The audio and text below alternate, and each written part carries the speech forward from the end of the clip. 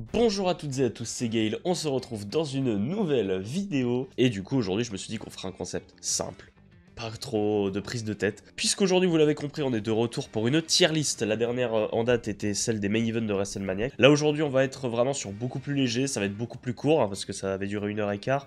Là, je pense qu'on dépassera difficilement les 20 minutes, mais c'est pas plus mal, je pense. Puisque vous l'avez compris, je vais classer les matchs de célébrités à la WWE. Alors, célébrités, entendons-nous bien, pour la plupart, c'est des personnalités connues aux États-Unis avant tout.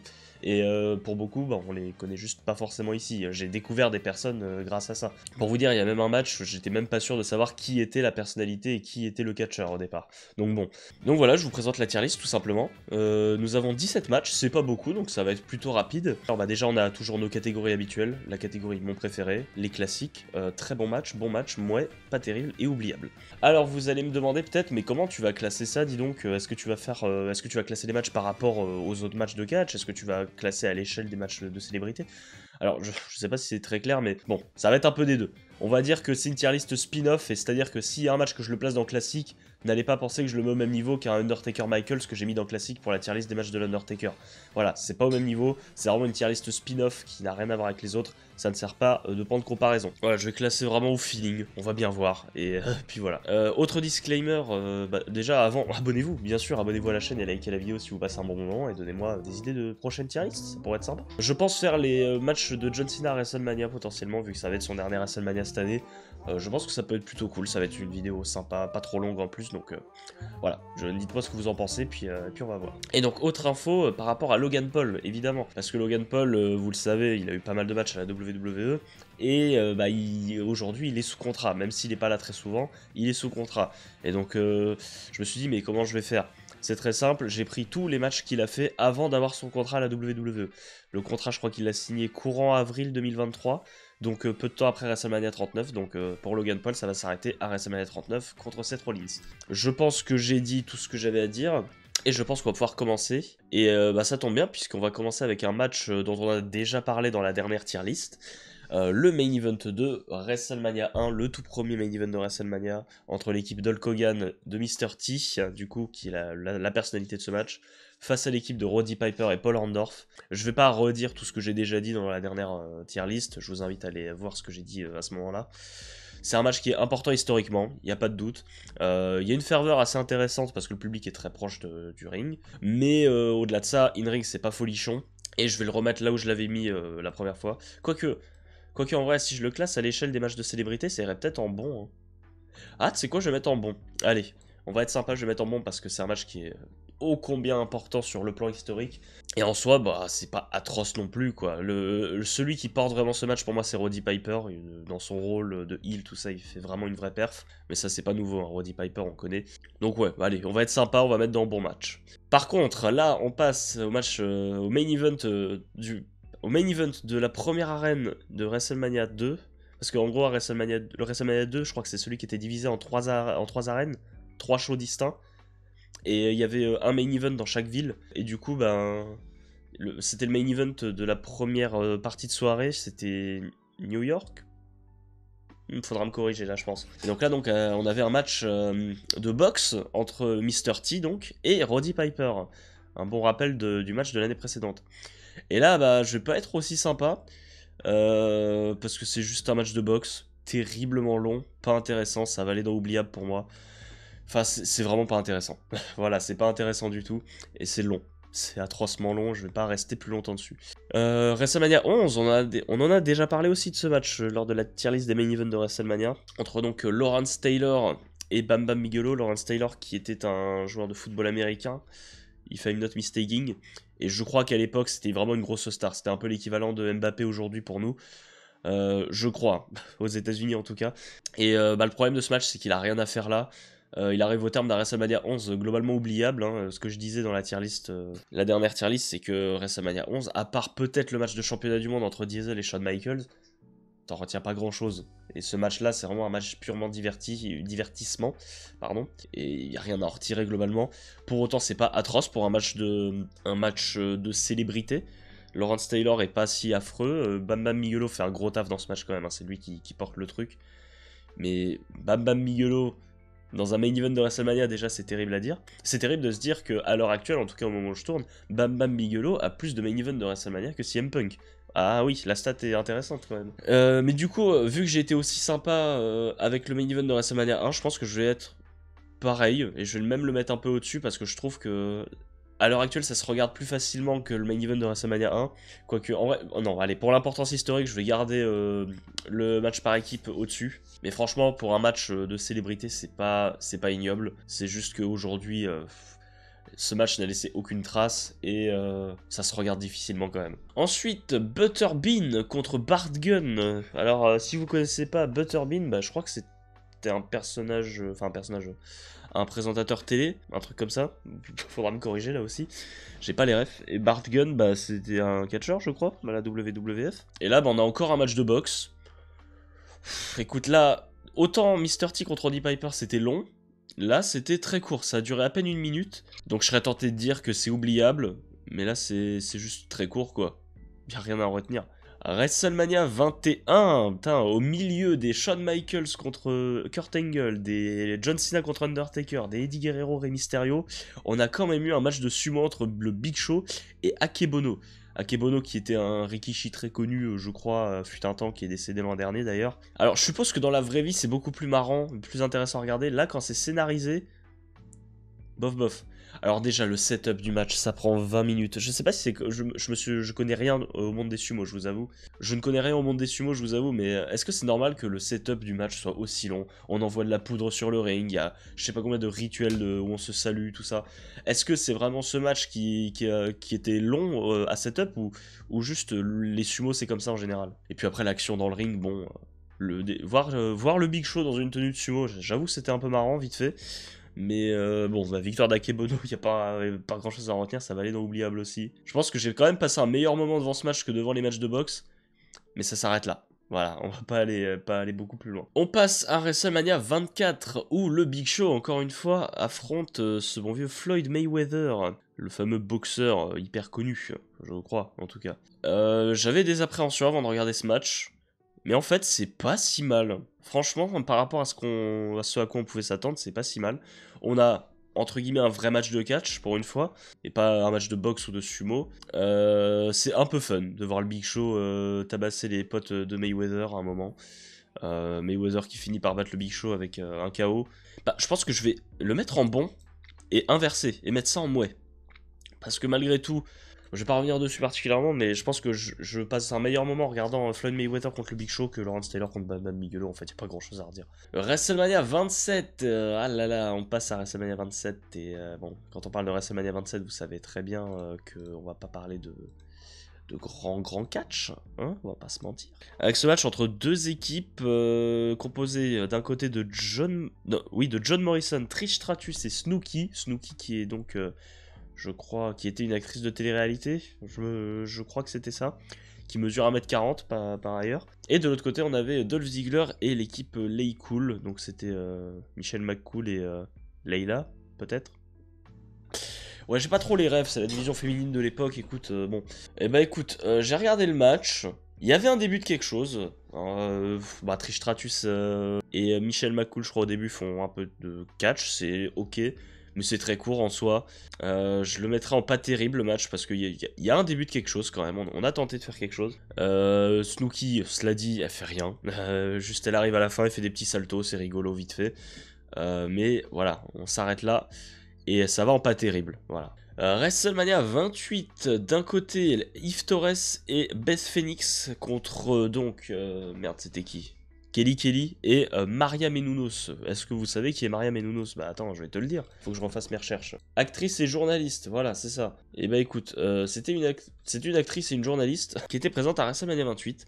Et donc j'ai regardé ce match hier soir, comme beaucoup du reste de la liste. Au final, j'ai rattrapé mon retard. Et bah écoute, il y a un truc dans ce match. Là, pour le coup, on a vraiment du catch. Bon, il y a toujours ces petits moments un peu awkward, un peu symptomatiques de la division féminine de l'époque. Mais sinon, en vrai, c'est pas si mal. Bon, Maria Menounos, là, elle fait pas grand chose globalement. Elle prend surtout des coups. Et à la fin, elle gagne sur un roll-up sur Beth Phoenix. Ça doit durer un peu moins d'une dizaine de minutes, mais franchement, c'est pas atroce. Et je mettrais bien ça en ouais, voire bon, hein. honnêtement. Le truc, c'est qu'il y a d'autres matchs que je me vois mettre en bon après. Et pour moi, c'est... Le truc, c'est que... Je sais pas, objectivement, je pense que c'est meilleur que les 2 matchs qui sont au-dessus. Mais je sais pas. C'est trop bizarre à classer les matchs de célébrité, vas-y. Bon bref, on va laisser ça comme ça, de toute façon là c'est pas une tier list hyper sérieuse encore une fois. Donc je laisse comme ça. Ensuite, un match que vous avez certainement oublié, moi je n'avais même pas connaissance de l'existence de ce match. Stardust et Wade Barrett contre Neville et Stephen Amell. Et Stephen Amell, c'était un rugbyman je crois, c'est ce qu'il disait quand j'ai regardé le match. Acteur, pardon, rien à voir. Ah ouais non, il est vraiment juste acteur, rien à voir. Oh bah super, voilà, on a bien fait ses leçons. Et donc oui, ce match a eu lieu à SummerSlam en 2015. Alors, bah franchement, c'est loin d'être horrible, encore une fois. Stephen Amell, il fait des trucs, voilà, il fait son petit crossbody, voilà, toutes les célébrités sont obligées de faire un crossbody au bout d'un moment. Il fait des petites prises, il prend les coups surtout. Ce match m'a surtout permis de me remémorer à quel point Stardust était terriblement cringe. Bordel, pauvre Cody Rhodes, comment il devait être quand il faisait ça. Mais sinon, le match, bah, c'est pas mal. C'est porté, je trouve, par un Neville qui est juste incroyable. Globalement, il n'y a pas grand chose de mémorable dans ce match, si ce n'est bah, juste les moves de Neville qui sont juste magnifiques. Wade Barrett et Stardust, bon écoute, ils sont là, ils font leur taf. Et bah, je vais le mettre dans bon aussi. Je vais le mettre là, je pense. Ici, ouais. Ouais, allez, on va mettre ça là. C'est vite fait fun, voilà. On passe un moment sympathique, c'est pas trop long en plus.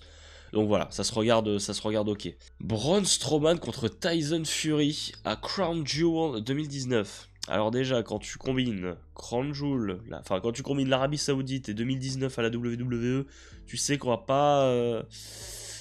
ça va pas être forcément folichon. Et donc on a ce match entre Tyson Fury, donc célèbre boxeur, si je dis pas de bêtises, et Braun Strowman, que vous connaissez je pense. Du coup, bah Tyson Fury déjà est très grand, je savais pas qu'il était si grand que ça, parce que bah, il fait quasiment la taille de Strowman. Et au final, ça a une bataille de géants, pas grand chose à en retirer.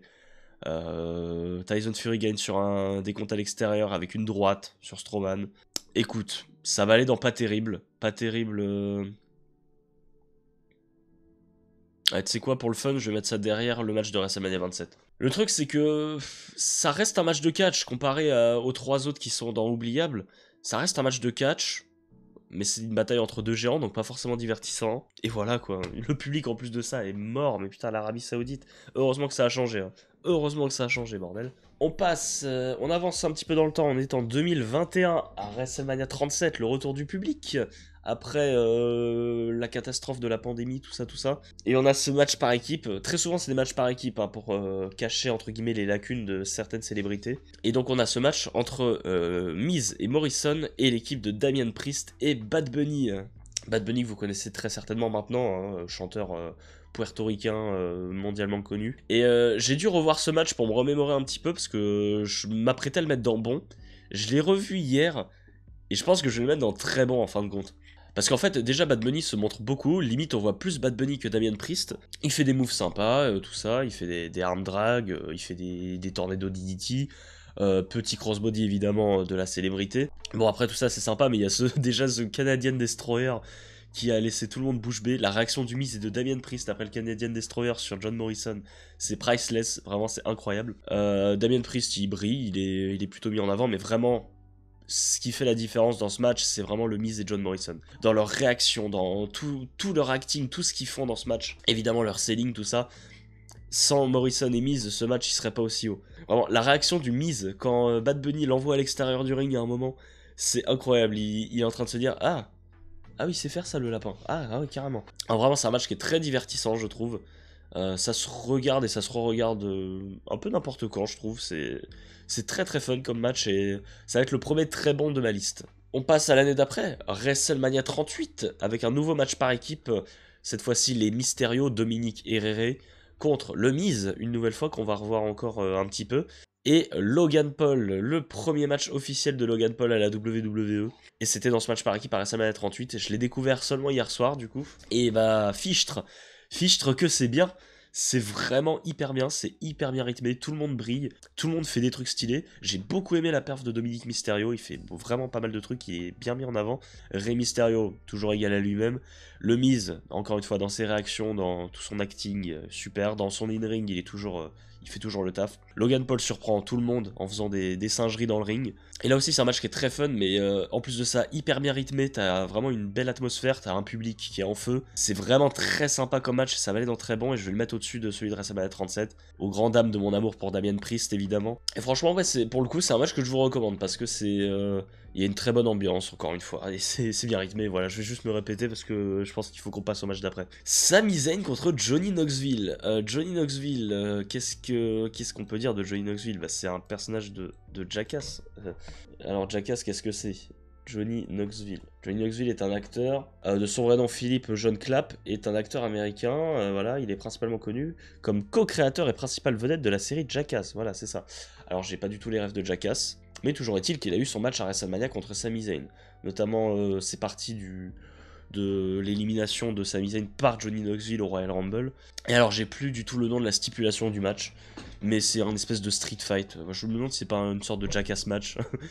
Et en fait, c'est juste un joyeux bordel ce match, c'est du grand n'importe quoi. C'est un peu un dessin animé, c'est Tom et Jerry en fait. T'as Sami Zayn qui se prend un moment un coup de la main de Mae Young, je crois.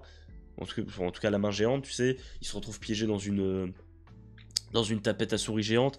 En vrai, c'est un match qui est fun, quoi. Juste, on rigole bien. Et ouais, ça se regarde bien. Je vais le mettre dans bon.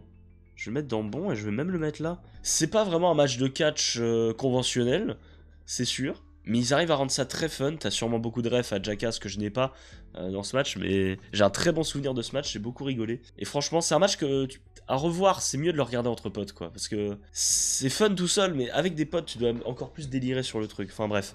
Voilà, Johnny Knoxville contre Sami Zayn, c'est un bon souvenir, très bon souvenir. Logan Paul contre le Miz, le célèbre youtubeur contre le Miz du coup, à SummerSlam en 2022. Premier match en solo de Logan Paul contre son mentor, le Miz, qui a tourné contre lui, qui s'est retourné contre lui lors de WrestleMania, j'ai oublié de le préciser, mais après leur victoire du coup contre les Mysterio, le Miz s'était retourné contre Logan Paul.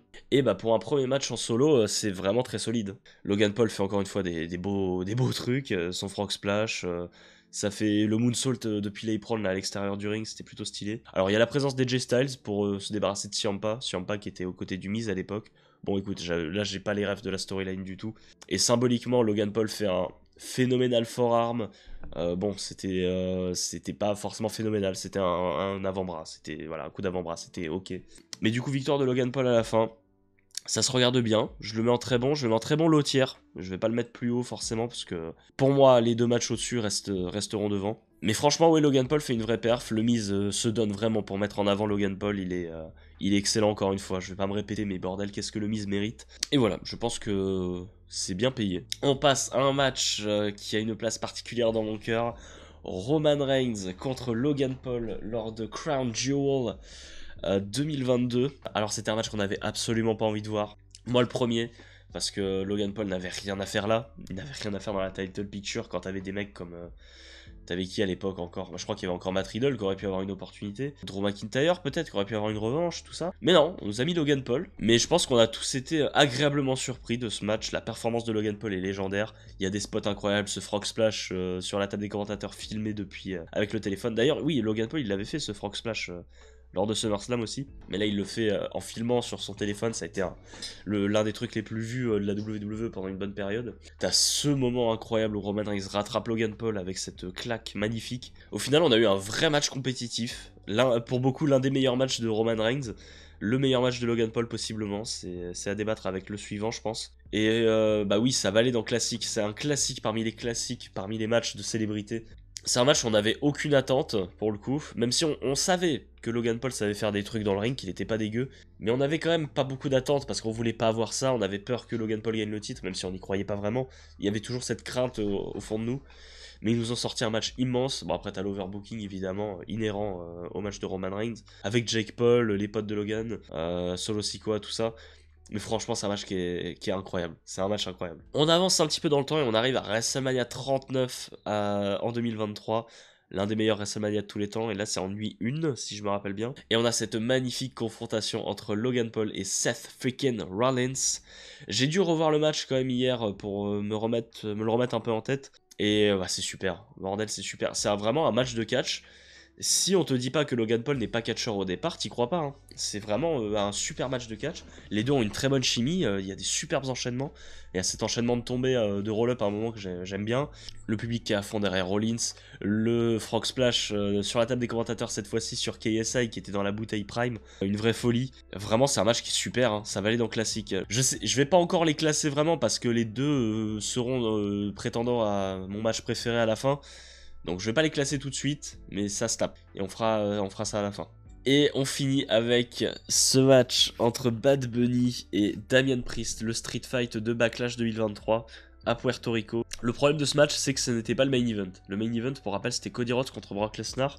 Et entre temps, il me semble que tu avais ce 3 contre 3 entre la Bloodline de Solo Sikoa avec les Usos contre Matt Riddle et Kevin Owens et Sami Zayn. Globalement, c'est le gros problème de ce show, c'était vraiment l'agencement, mais on en avait déjà parlé dans la vidéo classement des PLE 2023. Mais alors par contre ce match, quelle folie. Déjà une ambiance de folie, l'un des meilleurs publics de l'histoire de la WWE, après Backlash France. Mais celui-là c'est possiblement top 2 des meilleurs publics de l'histoire. L'entrée de Bad Bunny, c'est une des entrées les plus légendaires de l'histoire, avec toute une arène qui chante Chambe Ahalla. C'est incroyable, Bad Bunny fait une vraie perf, Damian Priest forcément il est là, hein. C'est lui qui carry globalement le match parce que c'est lui qui a l'expérience. Mais du coup c'est un street fight. Et ça part dans tous les sens, et vous savez à quel point j'aime quand ça part dans tous les sens.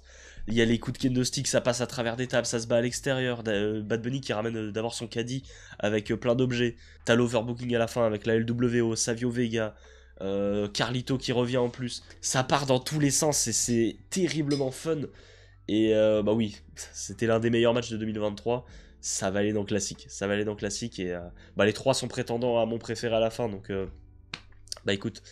On va de ce pas passer à l'élection de mon match préféré de célébrité à la WWE. Et donc on va monter les trois dans cette catégorie et on va éliminer petit à petit. Le premier que je vais éliminer, ça va être Seth Rollins contre Logan Paul. Pour, je dirais, une raison en particulier. C'est que, par rapport à Logan Paul, Roman Reigns et à Damian Priest, Bad Bunny, c'est pas un match qui a globalement excédé nos attentes. C'était hyper bon, vraiment très qualitatif, et c'est limite prétendant au titre de meilleur match de l'année en 2023. J'abuse un peu, je l'avais pas mis dans mon top 10 je crois, mais objectivement c'était un très très bon match. Et ouais, le truc c'est que là cette fois on s'attendait à avoir un bon match, parce qu'on sait Rollins, l'un des tout meilleurs, Logan Paul, on sait qu'il sait catcher. Et du coup c'est pas un match qui m'a transcendé forcément sur le moment. Il y a eu le moment du frog splash sur la table des commentateurs, j'ai adoré bien sûr, mais c'est pas non plus un match que je surkiffe quoi. C'est un très bon match, voilà. Et voilà. Je sais pas quoi dire de plus. Et enfin il nous reste Damian Priest contre Bad Bunny à Backlash et Logan Paul contre Roman Reigns. Je pense que le match qui m'a fait vivre le plus d'émotions, je pense que c'est celui entre Roman Reigns et Logan Paul. J'ai vraiment eu un très bon souvenir de ce match. Mais d'un côté, le match devant lequel j'ai passé le meilleur moment, je pense que c'est Bad Bunny contre Damian Priest. Parce que voilà, ça part dans tous les sens, ça se tape, il y a des vrais coups qui sont donnés avec les kendo sticks. L'entrée de Bad Bunny est juste priceless. Ce Falcon Arrow de, je crois, Damian Priest à travers les tables, ça je m'en souviens aussi, à l'extérieur du ring, c'était sacrément stylé. Et c'est pour cette raison que je pense partir sur Bad Bunny contre Damian Priest, qui sera mon match préféré de célébrité. J'adore Logan Paul contre Roman Reigns, mais ce street fight de Backlash 2023 restera dans mon cœur à jamais. Et voilà, je pense que ça conclut parfaitement cette tier list. N'hésitez pas à me donner votre avis dans les commentaires, c'était une tier list beaucoup plus légère aujourd'hui, c'est pas plus mal je pense. Pour l'instant on arrive à tenir ce rythme d'une vidéo par semaine, ça fait plaisir. Si même je peux réussir à faire 2 vidéos par semaine à l'avenir, ce serait vraiment stylé. Bon ça, on verra plus tard. En tout cas, j'espère que la vidéo vous aura plu. Si c'est le cas, likez la vidéo, vous connaissez évidemment, pour le soutien ça aide énormément la chaîne. Et bien sûr abonnez-vous pour la suite des prochaines vidéos, on va couvrir évidemment Elimination Chamber qui va arriver dans un mois. Il est possible que je couvre Vengeance, NXT Vengeance la semaine prochaine, là par contre c'est moins sûr, peut-être en short à la limite, et bien sûr on couvrira WrestleMania. Je vous rappelle qu'il y a un gros projet qui est en cours de préparation, j'avance toujours dans l'écriture. Pour vous donner un ordre d'idée, on approche des 30 pages de script et je suis très loin d'avoir fini. Donc waouh, ça va être sport cette vidéo, mais j'espère que ça vous plaira. J'espère que j'arriverai à en faire ce que j'en veux surtout.